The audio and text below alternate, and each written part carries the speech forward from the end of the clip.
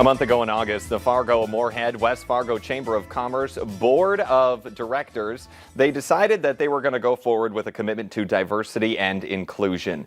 And the vote is finally coming to fruition with building inclusive and equitable workplaces and a new training series for local businesses. So joining us now to talk about that, we have two of the leaders, Jim Parsons and Mason Rademacher. Welcome, guys, to the show. During this time, it seems like something that a lot of people are probably very interested in with everything that's happening in the world right now. So what is this exact training that you guys have going on?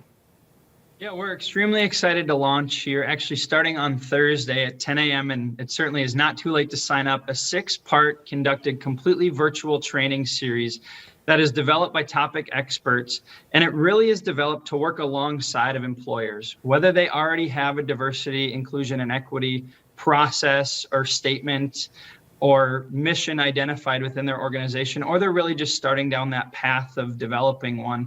This training series is developed for those companies to work alongside of them as they continue to move down this journey so that all of their employers can feel welcome, they feel invested in, and are actively engaged in work that they find to be rewarding within their workplaces.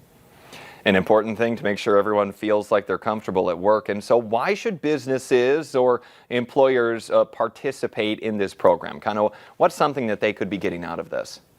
Yeah, there's certainly a lot of different things that our employers can get out of it. And if you go to our website, just FMWF Chamber, and you'll see on there the first thing on our website is the tab and the logo to learn more about the training series and what each of the different 6 sessions will focus on.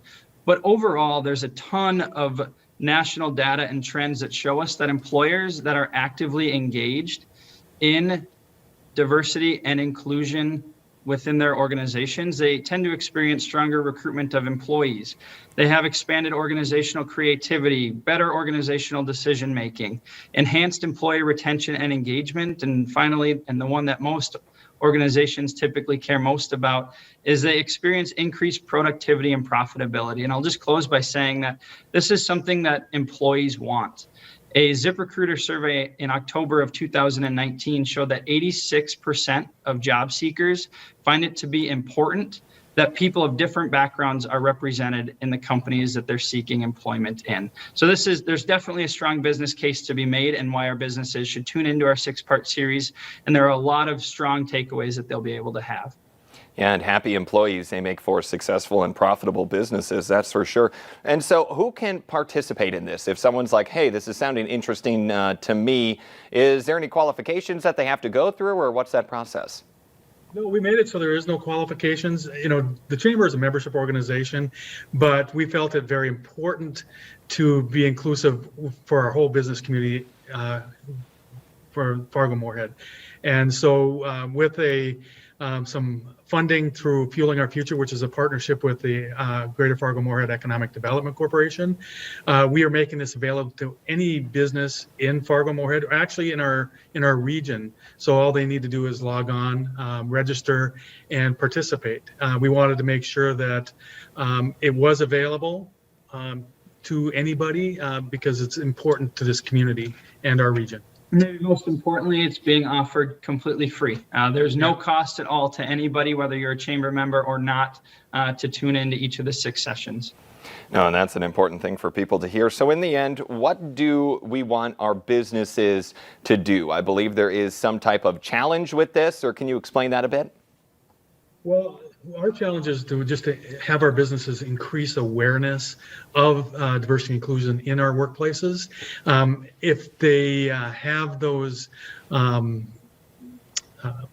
important statements, they should certainly share those with the chamber, and we will get that information out. But we are challenging our businesses in our community to create a diverse and inclusive workplace.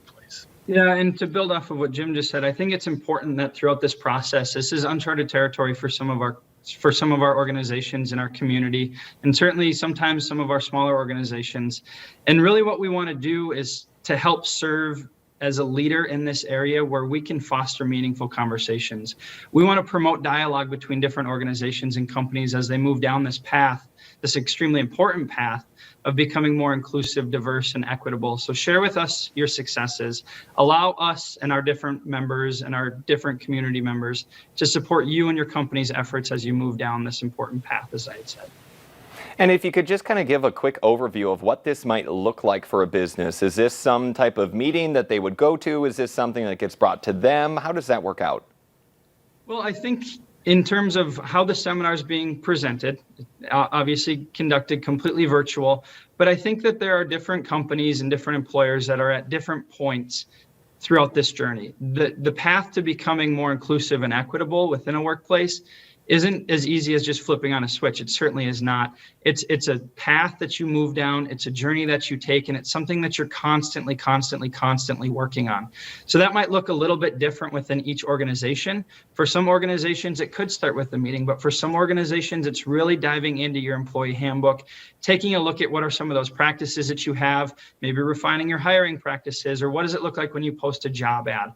All of those different things are all different considerations and all different parts that companies and employers go down on this journey. It just, like I said, it looks a little bit different to each and every one, depending on the size of their organization, where they're at in the process, and what their ultimate goal is. And that's something that this training can help you identify. The sixth and final training of this session, to kind of close it out, focuses on creating a diversity, equity, and inclusion scorecard, and really how to define success in this area and ultimately how to also measure it. And real quick here, we're running out of time. Where can people go if they're interested in this? Yeah, go to our chamber website, fmwfchamber.com. It'll be the very first thing that you see on the website there. Or else more specifically, you can visit fmwfchamber.com/diversity-training. All right, sounds good. And of course, we'll clip this and put this on the North Dakota Today Facebook page as well. But Jim and Mason, thank you so much for joining us here this morning. Thank you, Jordan. Thank you, Jordan. Yep, coming up here on today's show, have you been struggling to lose those last 10 pounds? Well, our friends from Profile are up next with some great health tips.